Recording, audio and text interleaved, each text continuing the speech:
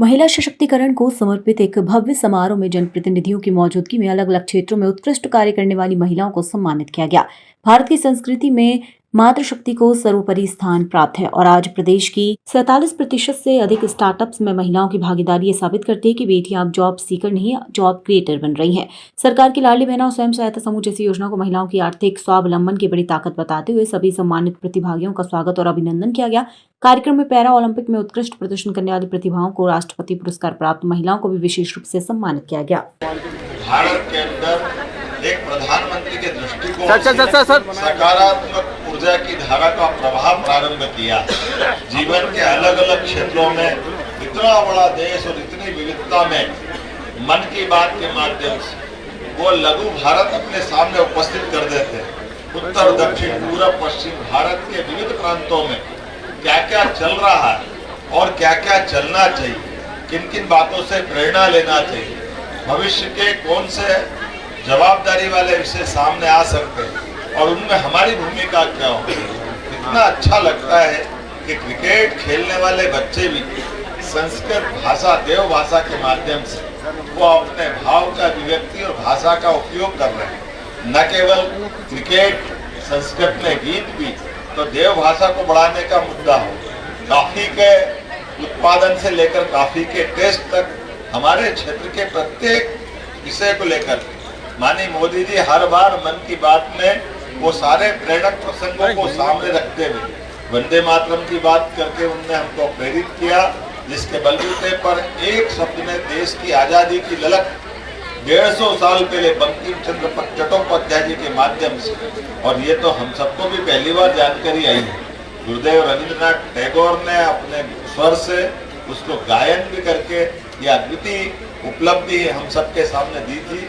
और उसी के साथ साथ जब केवड़िया धाम में माननीय प्रधानमंत्री जी ने तत्कालीन उप प्रधानमंत्री स्वर्गीय वल्लभ भाई पटेल को स्मरण करते हुए जो 11 हमारा अपने 31 अक्टूबर से 15 दिन का अभियान पूरे देश के विविध राज्यों के द्वारा माननीय वल्लभ भाई पटेल को स्मरण करने के लिए वो एक भारत श्रेष्ठ भारत के अभियान के अंतर्गत सारे कार्यक्रम होने वाले हैं। 11 नवंबर को मध्य प्रदेश सरकार की ओर से भी हम लोग भी गुजरात जाने वाले और अपने सांस्कृतिक कार्यक्रम में स्वयं वहाँ जाने वाला हूँ और उस समय के माननीय तत्कालीन प्रधानमंत्री के योगदान को नमन करते हुए केवड़िया धाम पर्यटन का कैसा सुंदर केंद्र बना, ऐसे टूरिज्म से लोगों को रोजगार मिले, सांस्कृतिक धारा बढ़े और हमारा देश के साथ बाकी राज्यों के साथ आत्मीय संबंध बने, ऐसे कई प्रयोग माननीय मोदी जी ने चलाए। लेकिन आज से तो छठ मैया का आनंद है।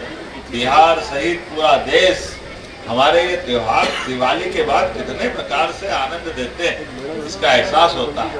और छठ मैया के माध्यम से अपने उस भारतीय परिवार परंपरा में माताएं बहनें निराहार होकर के अपने सुहाग की, अपने परिवार की, सबकी सदिच्छा शुभेच्छा, उनके जीवन की लंबी आयु होने की कामना करते हुए पारिवारिक भारतीय संस्कार की धारा और मसाल प्रज्वलित करती है।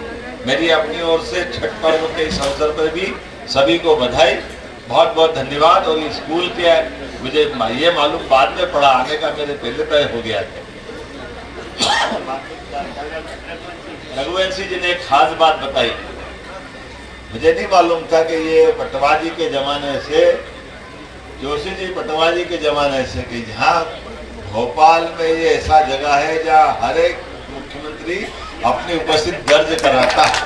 मुझे 2 साल में इस स्थान की ये नई एक कहानी मालूम पड़ी, तो एक तरह से आपके यहाँ इस स्कूल में मुख्यमंत्री का आना का क्रम जारी है। मैं आपको भी बधाई देता हूँ। और ये स्कूल ने अपनी एक साख बनाई है सबके बीच, शिक्षा की धारा के साथ भविष्य की पीढ़ी को लेके चलने का ये जो संकल्प है, ये मन की बात को और सार्थक करता है। मैं आपके माध्यम से मोदी जी को भी धन्यवाद देता हूँ, उनके निमित्त हमारा भोपाल के अलग अलग क्षेत्रों में, और रविंद्र यति जी को भी धन्यवाद देता हूँ, आशीष जी और भगवान दास जी को, जो हमारी मन की बात के इस आयोजन में कहीं न कहीं जब भी मौका पड़ता, अगर मैं भोपाल में हूँ तो वो ऐसे कार्यक्रम में जोड़कर, पिछली बार हम जगदीशपुर में शामिल हुए।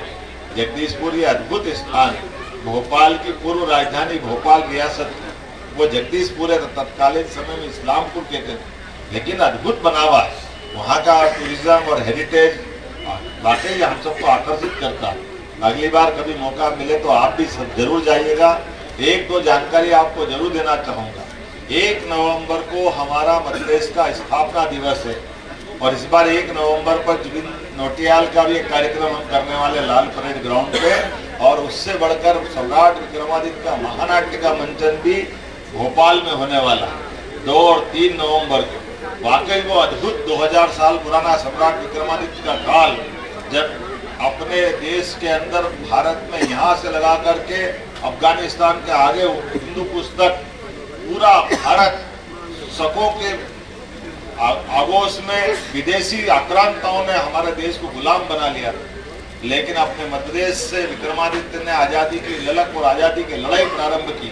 और न केवल पूरा भारत बल्कि सांस्कृतिक रूप से तो आज के दृष्टिकोण से पाकिस्तान, बांग्लादेश, भूटान, बर्मा, नेपाल, अफगानिस्तान, इधर से बर्मा, वहाँ से लगा करके हिंदू पुस्तक पूरा भारत न केवल स्वतंत्र कराया बल्कि सुशासन की मिसाल कायम करते हुए विक्रमादित्य ने न्याय की परंपरा, दानशीलता की परंपरा, वीरता की परंपरा, विक्रम संवत का प्रादुर्भाव, सभी प्रकार के योग्य लोगों को आगे ला करके नवरत्नों की परंपरा, कितने प्रकार से विक्रमादित्य ने अपने उस भारत को गौरवान्वित करने वाले और हमारे अपने अतीत के एक ऐसे कुशल शासक की परिचय कराया जो आज भी सुशासन के लिए सर्वोच्च प्रतिमान माना जाता है। तो हमारे उस विक्रमादित्य के काल को पुनः सबके सामने मंचन कराते हुए लाल परेड ग्राउंड पे दौड़ता हुआ बच्चा घोड़ा लेकर के मैदान में, अभी तो हमने ऐसे नाटक देखे ही नहीं कि कोई मैदान में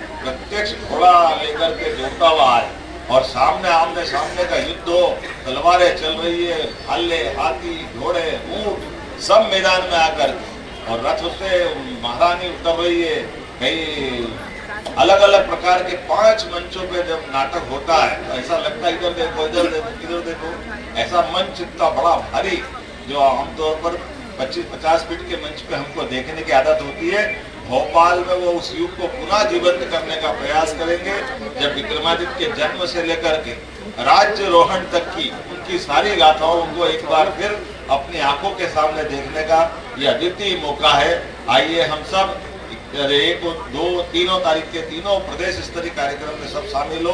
विक्रमादित्य मंच के लिए मैं यहाँ के पार्षद, विधायक सबसे भी कहूँगा उसके पास वगैरह मिलेंगे तो थोड़ा योग्य प्रकार से पास पहुँचाना, और हम सब दूर से बहुत अच्छे आनंद से देखेंगे।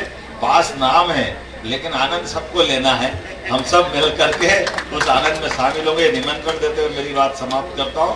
बहुत बहुत धन्यवाद। भारत माता की जय।